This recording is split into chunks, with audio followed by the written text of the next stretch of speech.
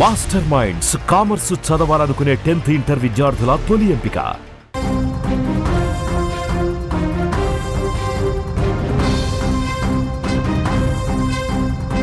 ఇప్పుడు ప్రపంచం అంతా కూడా ఇరాన్ అమెరికా మధ్య చర్చల వైపే చూస్తున్నటువంటి పరిస్థితి. రెండో దఫా చర్చలు పాకిస్తాన్లోని ఇస్లామాబాద్ వేదికగా ఈ చర్చలు జరుగుతాయనేటువంటి విషయం అందరికీ తెలిసిందే. దీన్ని స్వయంగా అమెరికా అధ్యక్షుడు డొనాల్డ్ ట్రంప్ కూడా దీన్ని ఆయన ప్రస్తావిస్తూ వచ్చారు. ఇరాన్తో చర్చలు రెండో దఫా జరుగుతున్నాయి. దీనికి అమెరికా నుంచి వైస్ ప్రెసిడెంట్గా ఉన్న జేడీ వాన్స్ బృందం కూడా బయలుదేరుతుంది. ఇప్పటికే ఇరాన్ కూడా ఈ చర్చలకు సంబంధించినటువంటి ఒక క్లారిటీకి కూడా వచ్చింది. ముఖ్యంగా యురేనియం నిల్వల్ని తమకు అప్పగించడానికి కూడా సిద్ధంగా ఉంది అనేటువంటి విషయాన్ని చెప్పారు. దాన్ని ఖండిస్తూ ఇరాన్ కూడా మేము ఎక్కడా కూడా యురేనియంకి సంబంధించినటువంటి డిస్కషన్ జరగలేదు, అసలు అమెరికాకు అప్పచెప్తా ఉన్నటువంటి మాటలో ఎలాంటి వాస్తవం లేదు అనేది ఇప్పటివరకు జరుగుతున్నటువంటి మాట. అయితే రేపు చర్చలు అంటే మంగళవారం 24వ తారీఖున చర్చలు పాకిస్తాన్లో ఖచ్చితంగా జరుగుతాయని అన్ని దేశాలు కూడా భావిస్తూ వచ్చాయి. అయితే ఇప్పుడు తాజాగా ఒక బిగ్ బ్రేకింగ్గా చెప్పాలి, ఇరాన్ మాత్రం ఈ చర్చల్లో తాము పాల్గొనడం లేదు అనేటువంటి విషయాన్ని కుండబద్దలు కొట్టింది. దీనికి సంబంధించి కూడా ఆ దేశానికి సంబంధించినటువంటి విదేశాంగ శాఖ ప్రతినిధిగా ఉన్నటువంటి ఇస్మాయిల్ బొగాయ్ కొద్దిసేపటి కిందట ఈ విషయాన్ని ఆయన స్పష్టం చేశారు. అంటే అమెరికా ఓవైపు చర్చలు జరగాలని మొండిగా ఉంది, అమెరికా తన పంతాన్ని నెగ్గించుకోవాలి, తన కండిషన్స్ అన్నింటినీ కూడా ఇరాన్ ముందు ఉంచి సో తనకు అనుకూలంగా ఈ చర్చలు మలుచుకోవాలి, తను చెప్పిన విధంగానే పాకిస్తాన్ కూడా వింటుంది. కాబట్టి పాకిస్తాన్ అమెరికాకు సంబంధించినటువంటి ఒక పెంపుడు కుక్క లాంటి దేశం లాంటిది కాబట్టి సో పాకిస్తాన్ ఏదైనా కూడా అమెరికా చెప్పిన మాటని అటు ఇరాన్ను కూడా ఒప్పించేటువంటి ప్రయత్నం చేస్తుంది అనేటువంటి ఒక భ్రమలో ఇప్పటి వరకు అమెరికా ఉంటూ వచ్చింది. ఈ మొదటి నుంచి కూడా అంటే ఈ 47 రోజుల పాటు యుద్ధం ప్రారంభమైనప్పటి నుంచి ఇప్పటి వరకు కూడా అమెరికా చేస్తున్నటువంటి ప్రతిచర్యగా గట్టి సమాధానం ఇస్తూనే ఉంది ఇరాన్. అటు యుద్ధంలో విషయంలో కానీ, మిసైల్స్ విషయంలో కానీ, దాడుల విషయంలో కానీ ఎక్కడా కూడా ఏమాత్రం కూడా తీసిపోని విధంగా ఇరాన్ సరైనటువంటి జవాబు ఇప్పటివరకు అమెరికాకు ఇస్తున్నటువంటి విషయం మనకు తెలిసిందే.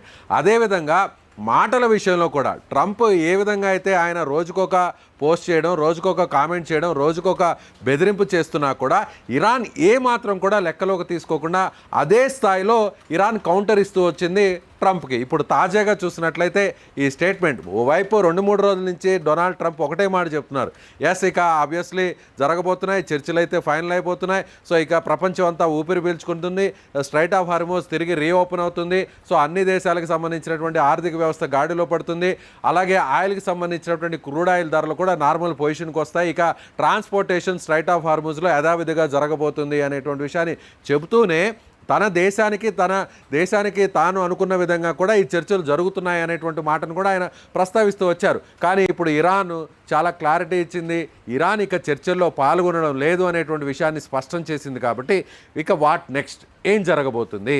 సీజ్ ఫైర్కు ఉన్నటువంటి పరిధి ఈ నెల 24తో క్లోజ్ అవుతుంది. బుధవారంతో ఈ డెడ్ లైన్ అన్నీ కూడా ముగిసిపోతున్నాయి.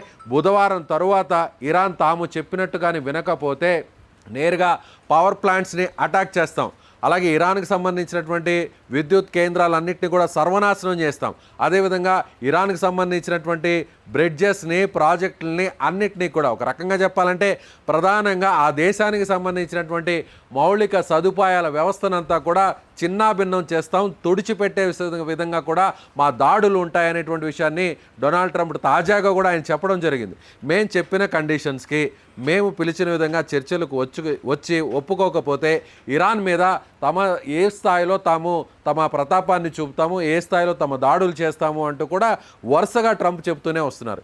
అయితే ఇరాన్ ఎందుకు ఇప్పుడు యూటర్న్ తీసుకుంది? ఇరాన్ మొదటిసారి జరిగినటువంటి చర్చల్లో కూడా ఎక్కడా కూడా ఇరాన్కి అనుకూలంగా ఇరాన్ ప్రతిపాదించినటువంటి అంశాల మీద ప్రధానంగా ఎక్కడా చర్చలు జరగలేదు. ఇది వన్ సైడ్ చర్చలు జరిగాయి. పాకిస్తాన్లో ఇది మధ్యవర్తిగా ఉన్నప్పటికీ కూడా అమెరికా చెప్పినటువంటి మాటనే మధ్యవర్తిగా ఉన్నటువంటి పాకిస్తాన్ కూడా అక్కడ ఇరాన్ ముందు ఉంచింది. కాబట్టి ఈ చర్చలు సఫలవంతం కావు, ఇది ఇరు పక్షాలకి ఆమోదయోగంగా ఉన్నటువంటి చర్చలు కావు అనేటువంటి విషయాన్ని క్లారిటీ ఇచ్చింది. అందుకే చర్చల్ని మధ్యలోనే అర్ధాంతరంగా నిలిపివేసి ఇరాన్ అక్కడి నుంచి వైదొలిగిందనే చెప్పాలి. ఇక రెండో దఫా చర్చల్లో ఒక క్లారిటీ వస్తుంది. సీజ్ ఫైర్ మీద కూడా డెడ్ లైన్ ముగుస్తుంది కాబట్టి ఖచ్చితంగా ఇరాన్ ఒప్పుకుంటుంది అనేటువంటి ఆశాభావాన్ని అమెరికా అలాగే ఇజ్రాయెల్ కూడా వ్యక్తం చేస్తూ వచ్చాయి.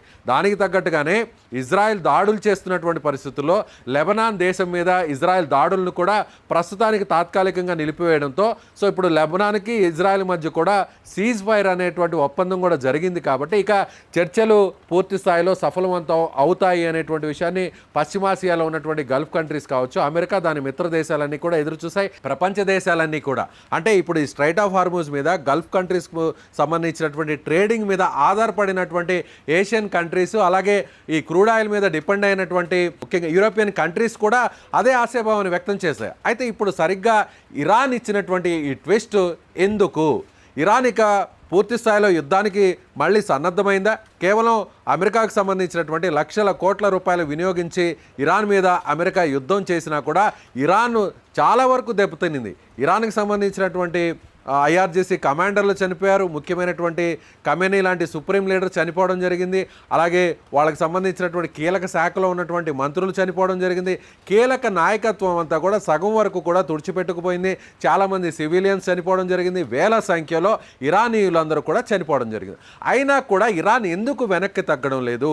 చర్చలు జరుగుతున్నాయి, చర్చలు ప్రశాంతంగా ఉన్నాయి, చర్చలు ఫైనల్ అవుతున్నాయి, సక్సెస్ఫుల్గా ముగిపోతున్నాయి అంటూ నేరుగా అమెరికానే చెప్తున్నప్పటికీ ఇరాన్ అసలు ఎందుకు ఈ చర్చల వైపు రావడం లేదు అనేది ఇప్పుడు మొత్తం $1 మిలియన్ ప్రశ్నగా ఉందనే చెప్పాలి. దీనికి చాలా రీజన్స్ ఉన్నాయనే చెప్పుకోవాలి. ఎందుకంటే ఇరాన్ మీద యుద్ధం చేయడానికి అమెరికా సిద్ధంగా లేదు. అమెరికా దగ్గర ఉన్నటువంటి మిసైల్ ఆయుధ బ్యాంక్ అంతా కూడా పూర్తిగా డ్రై అయిపోయింది. ఇప్పటికిప్పుడు ఇరాన్ మీద యుద్ధం చేయడం వల్ల అమెరికాకు వచ్చేటువంటి తాత్కాలిక ప్రయోజనాలు అయితే లేవు. సో ఇరాన్ని పూర్తిగా తలదించి లొంగ తీసుకునేటువంటి పరిస్థితులు లేవు. ఇరాన్ దగ్గర ఉన్నటువంటి కర్గ్ లాంటి ఐలాండ్ని తమ కంట్రోల్లోకి తెచ్చుకొని మొత్తం ఇరాన్ దగ్గర ఉన్నటువంటి ఆయిల్ నిక్షేపాలన్నింటినీ కూడా తమ ఆధీనంలో ఉంచుకొని గుత్తాధిపత్యాన్ని చేసేటువంటి పరిస్థితి ఇప్పుడు అమెరికాకు లేదు. ఎక్కడికక్కడ ఇరాన్కి సంబంధించి కూడా టెక్నాలజీ పరంగా అలాగే ఏదైతే డిఫెన్స్కి సంబంధించినటువంటి ఆయా ఆయుధాలని అందించడంలో కావచ్చు, ముఖ్యంగా రాడార్ లాంటి సమాచారాన్ని ఇచ్చేటువంటి వ్యవస్థ కావచ్చు, ఇరాన్ వెనక చాలా స్పష్టంగా చైనా ఉంది, రష్యా ఉంది అనేటువంటి క్లారిటీకి అమెరికా వచ్చింది. అదే స్థాయిలో ఇరాన్ కూడా ఎక్కడా కూడా తలగ్గడం లేదు. అసలు మెయిన్ ఇంకొక రీజన్ ఏంటంటే ఇరాన్కి సంబంధించినటువంటి బాలిస్టిక్ క్షిపణులు అంటే ఖండాంతర క్షిపణులకు సంబంధించినటువంటి ప్రయోగాన్ని ఇప్పటి వరకు కూడా పెద్దగా బయట పెట్టలేదు ఇరాన్ చాలా ప్లాన్డ్గా ఉంది. లాస్ట్ ఇయర్ జూన్లో ఇదే ఇరాన్ మధ్య జరిగినటువంటి వార్ టైంలో అప్పుడు అలర్ట్ అయింది ఇరాన్. అంటే ఈ సంవత్సర కాలంలో కూడా తమకు కావాల్సినటువంటి మొత్తం వ్యవస్థలంతా కూడా సెట్ చేసుకునింది. దీని వెనక అమెరికా ఉంటుంది, అమెరికా కూడా యుద్ధంలో పాల్గొంటుంది, అమెరికా కూడా నేరుగా వచ్చి తమ మీద అటాక్స్ చేస్తుంది అనేటువంటి ఒక ముందస్తు సమాచారంతోనే పూర్తి స్థాయిలో సన్నద్ధంగా ఉంది. అందుకు రష్యాకు సంబంధించినటువంటి యాంటీ మిసైల్ డిఫెన్స్ సిస్టమ్ను కూడా సమకూర్చుకునింది, మిసైల్స్ని కూడా అందిస్తుంది. అలాగే ముఖ్యంగా ఈ అమెరికాకు సంబంధించినటువంటి బలగాలు కావచ్చు, అమెరికాకు సంబంధించినటువంటి ఫైటర్ జెట్స్ కావచ్చు, అమెరికాకు సంబంధించినటువంటి ఎయిర్ క్రాఫ్ట్స్ కావచ్చు, అలాగే రాడార్ సిస్టమ్స్ కావచ్చు, వీటన్నిటికీ గల్ఫ్ కంట్రీస్లో ఉన్నటువంటి అమెరికన్ మిలిటరీ బేసెస్కి సంబంధించినటువంటి పూర్తి సమాచారాన్ని, నిఘా వర్గాలకు సంబంధించినటువంటి సమాచారాన్ని అంతా కూడా ఇరాన్కి ఇస్తుంది. కాబట్టి అమెరికా ఈ యుద్ధంలో కాస్తనే కాదు పూర్తి స్థాయిలో ఇరాన్కి సంబంధించి కూడా అమెరికాతో పోల్చుకుంటే అమెరికా వెనకడుగులోనే ఉందనేటువంటి విషయాన్ని చాలా క్లారిటీగా మనం చెప్పచ్చు. కాబట్టి ఇప్పుడు పై చేయి సేధించడానికి, డాలర్ని కుప్పకూల్చడానికి, సో వరల్డ్ కరెన్సీలో డాలర్ స్థానంలో వేరే ఒక కరెన్సీని తీసుకురావడానికి, అమెరికా పెత్తందారి వ్యవస్థను కూల్చడానికి, అమెరికాకు ఏ దేశం మీదైనా కూడా దండెత్తాలన్నా కూడా దాడి చేయాలన్నా కూడా 1కి 2 సార్లు 3 సార్లు ఆలోచన చేయడానికి అమెరికా ఈ ప్రపంచానికి పెద్దన్న. అమెరికా చెప్తే ఏ దేశమైనా సరే తలొగ్గాల్సిందే, అమెరికా చెప్తే ఏ దేశమైనా తలొంచాల్సిందే, ఎలాంటి నాయకుడైనా సరే అమెరికా గుత్తాధిపత్యంలోకి వెళ్లాల్సిందే అనేటువంటి ఆ పరిస్థితుల నుంచి ఇప్పుడు అమెరికాని డౌన్ఫాల్ చేయడానికి ప్రపంచ దేశాలకు, ముఖ్యంగా పశ్చిమాసియాలో ఉన్నటువంటి ఇరాన్, దాని వెనుక ఉన్నటువంటి రష్యా, చైనా లాంటి దేశాలకు ఇది ఒక సరైనటువంటి అవకాశం వచ్చింది. కాబట్టి ఇరాన్ను ముందుంచి ఇప్పుడు అమెరికా పెత్తనాన్ని కూల్చేటువంటి ప్రయత్నం జరగబోతుంది. అందుకే ఇప్పుడు ఇరాన్ చర్చలకు రావడం లేదు అనేటువంటి విషయాన్ని చాలా స్పష్టంగా క్లారిటీగా ఇచ్చేసిందనే చెప్పుకోవాలి. సో ఇక ఏం జరగబోతుంది? స్ట్రైట్ ఆఫ్ హార్మూజ్ చుట్టూ ముఖ్యంగా అమెరికా చెప్పినట్టుగా, డొనాల్డ్ ట్రంప్ చెప్పినట్టుగా సో అమెరికాకు సంబంధించినటువంటి నావికా దళాలన్నీ కూడా, ఆ బలగాలన్నీ కూడా ఇప్పటికే ఇరాన్కి సంబంధించినటువంటి పోర్ట్ చుట్టూ అంతా కూడా మోహరించి ఉన్నాయి. అలాగే స్ట్రైట్ ఆఫ్ హార్మూజ్కి సంబంధించినటువంటి ఆ ప్రాంతంలో అంతా కూడా అమెరికాకు సంబంధించినటువంటి యుద్ధ నౌకలన్నీ కూడా మోహరించి ఉన్నాయి. అలాగే అమెరికాకు సంబంధించినటువంటి జలాంతర్గాములన్నీ కూడా మోహరించి ఉన్నాయి. సో ఏ సమయంలో అయినా, ఏ క్షణంలో అయినా సరే స్ట్రైట్ ఆఫ్ హార్మూజ్ని తాము కంట్రోల్లోకి తీసుకోబోతున్నామని డొనాల్డ్ ట్రంప్ చెప్పినా కూడా అదంత ఈజీగా సాధ్యపడేటువంటి పరిస్థితి లేదనేది మనకు అర్థమవుతుంది. అయితే ఇప్పుడు మన భారతదేశానికి వచ్చేటువంటి ప్రయోజనం ఏంటి, నష్టం ఏంటి, ఈ చర్చలు జరగకపోతే ఇండియాకి జరగబోతున్నటువంటి నష్టం ఏంటి అనేది మనం రెండు కోణాల్లో ఇక్కడ ప్రస్తావించాల్సినటువంటి పరిస్థితుంది. ఎందుకంటే స్ట్రైట్ ఆఫ్ హార్మూజ్ క్లోజ్ అయిపోతే, ఈ చర్చలు జరగకపోతే మళ్ళీ యుద్ధం తిరిగి ప్రారంభమవుతుంది. ఈసారి భీకర స్థాయిలో ఈ దాడులు ఉండబోతున్నాయని అమెరికా చెప్పినట్టుగానే తన పరువును ప్రతిష్టను నిలుపుకోవాలంటే సో ఈసారి కూడా ఒక పెద్ద ఎత్తునే దాడులు చేసేటువంటి అవకాశం ఉంది. అదేవిధంగా ఇరాన్ కూడా తమకు అవసరమైనటువంటి ఆయుధ సంపత్తిని ముందుగానే నిక్షిప్తం చేసుకుంది కాబట్టి, స్టోరేజ్లో ఉంది కాబట్టి, అసలైనటువంటి పవర్స్ అన్ని కూడా ఇప్పుడు ఇరాన్ ముందుంచేటువంటి అవకాశం ఉంది కాబట్టి ఒక భీకర స్థాయిలో యుద్ధం జరగబోతుంది. అదే జరిగితే గల్ఫ్ కంట్రీస్లో ఉన్నటువంటి ముఖ్యంగా ఆయిల్ ట్రేడింగ్ అంతా కూడా నిలిచిపోతుంది. మొత్తం స్ట్రైట్ ఆఫ్ హార్మూజ్కి సంబంధించి ఎల్పిజి, క్రూడ్ ఆయిల్ అంతా కూడా పూర్తిగా నిలిచిపోతుంది. కాబట్టి మిగిలినటువంటి దేశాలకు ఏ విధంగా నష్టం కలుగుతుందో అదే స్థాయిలో భారత్ కూడా నష్టం కలుగుతుంది. అయితే ఇప్పుడు రష్యా నుంచి మనం పెద్ద స్థాయిలో ఆయిల్ని కొనుగోలు చేస్తున్నాం. అలాగే ఎల్పిజిని కూడా వేరే కంట్రీస్ నుంచి సో మనం ఇంపోర్ట్ చేసుకునేటువంటి వేరే ప్రత్యామ్నాయ మార్గాల వైపు కూడా మనం చూస్తున్నాం. కాబట్టి పెద్దగా భారతదేశానికి భారీ స్థాయిలో నష్టం జరగదు, కానీ నష్టం అయితే మాత్రం ఉంటుంది అనేది ఇప్పుడు విశ్లేషకులు అంచనా అయితే వేస్తున్నటువంటి పరిస్థితి. సో చైనా కూడా పూర్తి స్థాయిలో నష్టం జరగబోతుంది. ఆసియా కంట్రీస్లో ఉన్నటువంటి ఇండియా కూడా ఒక భారీ స్థాయిలో కొంతవరకు నష్టం జరిగేటువంటి అవకాశం ఉంది. ఇక పాయింట్ నెంబర్ 2, ప్రయోజనం ఏంటి? సో ఇప్పుడు పాకిస్తాన్కి సంబంధించి ఈ చర్చల్ని తామే నిర్వహిస్తున్నాము, ఈ చర్చలు మధ్యవర్తిగా తానే ఉన్నాము, తమ దేశంలోనే ఈ చర్చలు జరుగుతున్నాయని గొప్పలు చెప్పుకునేటువంటి ప్రయత్నం చేసినటువంటి పాకిస్తాన్ ఈ చర్చలు విఫలమయ్యాయి. కాబట్టి ఇరాన్ని ఒప్పించడంలో పాకిస్తాన్ సఫలం కాలేదు. కాబట్టి ఇప్పుడు అమెరికా ముందు పాకిస్తాన్ ఒక దోషిలాగా నిలబడేటువంటి పరిస్థితి. పాకిస్తాన్ ఎక్కడ కూడా ఒక పెద్ద మనిషి తరహా ఉన్నటువంటి పరిస్థితులు లేవు. అక్కడ అడుక్కునేటువంటి సిచ్యువేషన్ ఉన్నటువంటి పాకిస్తాన్కి ఇది ఒక చెప్పు దెబ్బ లాంటిది. ఇక ఎక్కడా కూడా పాకిస్తాన్ ప్రపంచ దేశాల ముందు తల ఎత్తుకునేటువంటి పరిస్థితి లేదు. ఎస్, పాకిస్తాన్ నష్టపోతుంది. మరి ఇండియాకి వచ్చేటువంటి ప్రయోజనం ఏంటి? ఎస్, ఇండియాకి చాలా ప్రయోజనాలు ఉన్నాయి. దీన్ని అవకాశంగా తీసుకొని ఈ చర్చల్ని మన భారతదేశంలో నిర్వహించడానికి ఇది సరైనటువంటి సమయం. ఎందుకంటే భారతదేశం ఇరాన్తో దాదాపుగా కొన్ని వందల సంవత్సరాల నుంచి మనం ఒక మంచి సాన్నిహిత్యం కలిగినటువంటి ఆ ప్రాచీన నాగరికత కలిగినటువంటి ఆ దేశంతో మనకి ఎప్పటి నుంచో సో హిస్టరీ చూసినట్లయితే మనం అదే స్థాయిలో వాళ్ళతో ఒక మంచి రిలేషన్ని కంటిన్యూ చేస్తున్నాం, బిజినెస్ను కూడా చేస్తున్నాం, ట్రేడింగ్ కూడా చేస్తున్నాం. మనకు సంబంధించినటువంటి అనేక వస్తువులను, ఇక్కడ ఉన్నటువంటి ఆహార పదార్థాలు, అలాగే ఇక్కడ ఉన్నటువంటి మిగిలినటువంటి మందులు, వీటన్నిటిని కూడా మనం అక్కడికి ఎక్స్పోర్ట్ చేస్తున్నాం. అలాగే అక్కడి నుంచి కూడా మనకి ఎల్పిజి, ఆయిల్, క్రూడ్ ఆయిల్ లాంటివి కూడా మనం దిగుమతులు చేసుకుంటున్నాం. అలాగే ఎరువులకు సంబంధించి కూడా, వ్యవసాయ ఉత్పత్తులకు సంబంధించినటువంటి అవసరమైనటువంటి కెమికల్స్ కూడా మనం అక్కడి నుంచి ఇంపోర్ట్ చేసుకుంటూ ఉన్నాం. సో మనకి ఒక మిత్ర దేశంగానే ఇరాన్ ఉంది. అదే స్థాయిలో ఇజ్రాయెల్తో కూడా మనకి ఇలాంటి సంబంధాలే ఉన్నాయి. ఇజ్రాయెల్ అన్నిటికంటే కూడా ఇజ్రాయెల్ దేశం భారతదేశానికి ఎప్పుడు కూడా మిత్ర దేశంగా ఉంది. శాశ్వత మిత్రుడుగానే ఇజ్రాయెల్ ఇప్పటి వరకు కూడా మనం చూస్తుంది. సరిగ్గా యుద్ధం జరిగేటువంటి కొన్ని గంటల ముందు కూడా మన దేశ ప్రధాని అక్కడికి పర్యటించి వచ్చారు. కాబట్టి సో ఇజ్రాయెల్ని కూడా మనం ఒప్పించడానికి అవకాశం ఉండేది. ఇక డొనాల్డ్ ట్రంప్ అమెరికా, అది ఏ దేశమైనా, ఏ నాయకుడైనా సరే వాళ్ళకు అందులో ఎంతవరకు ఉపయోగం ఉంటుంది, ప్రయోజనం ఉంటుంది అనేది చూసుకొనే మన మాట వింటారా లేదా అనేది కూడా చూడాలి. ఇప్పటికి వేరే ఆప్షన్ లేదు. ఇక అమెరికాకు, డొనాల్డ్ ట్రంప్కి ఇంకా వేరే ఆప్షన్ లేదు. కాబట్టి ఇప్పుడు ఇండియాని మధ్యవర్తిగా, ఈ చర్చలు ఇండియాలో జరగడం కోసంగా ఒకవేళ మనం ఇనిషియేట్ తీసుకుంటే ఇక విధిలేని పరిస్థితుల్లో యుద్ధం చేసేటువంటి పరిస్థితులు లేవు. కాబట్టి ఒకవేళ చేస్తే అదనపు భారం అమెరికన్స్ మీద పడుతుంది. కాబట్టి పరువు కాపాడుకోవడం కోసం ఇక భారతదేశానికి సంబంధించినటువంటి మధ్యవర్తిత్వాన్ని ఒప్పుకోక తప్పదు డొనాల్డ్ ట్రంప్.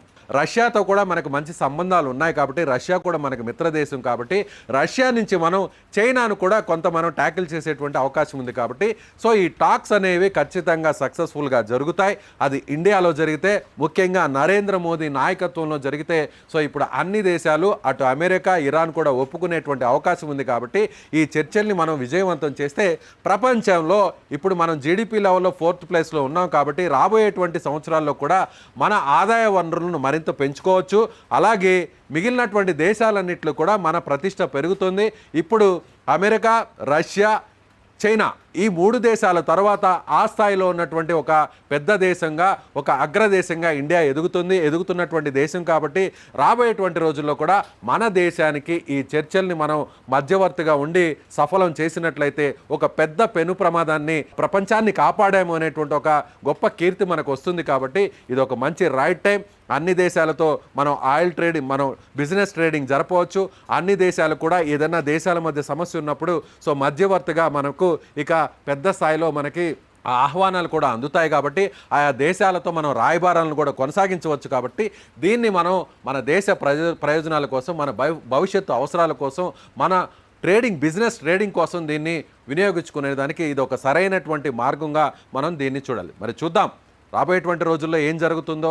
ఇరాన్ అయితే దీన్ని చెప్పింది కాబట్టి యుద్ధం మరింత భీకరంగా జరుగుతుందా, లేదంటే మళ్ళీ డొనాల్డ్ ట్రంప్ ఎలాంటి కొత్త ప్లాన్తో వస్తారనేది కూడా వేచి చూడాల్సినటువంటి పరిస్థితి. అయితే ఇండియాకి అయితే మాత్రం ఇది ఒక సరైనటువంటి ఒక అడ్వాంటేజ్గా మారే అవకాశం ఉందని మనం చెప్పవచ్చు. సో మీరు చూస్తున్నటువంటి ఈ వీడియో, ఈ విశ్లేషణ చూస్తున్నటువంటి వారికి ఇరాన్ ఇచ్చినటువంటి కౌంటర్, ఇరాన్ ఇచ్చినటువంటి ఆ ప్రకటన వల్ల ఏం జరగబోతుంది, నిజంగా ఇది భారత్కు అనుకూలంగా మారుతుందా, లేదంటే భారత్కు నష్టం కలుగుతుందా, అమెరికా ఎలాంటి రెస్పాన్స్ ఇచ్చేటువంటి అవకాశం ఉంది, డొనాల్డ్ ట్రంప్ రియాక్షన్ అలాగే పోస్టులు ఏ విధంగా ఉంటాయో గెస్ చేసి కామెంట్ చేయండి.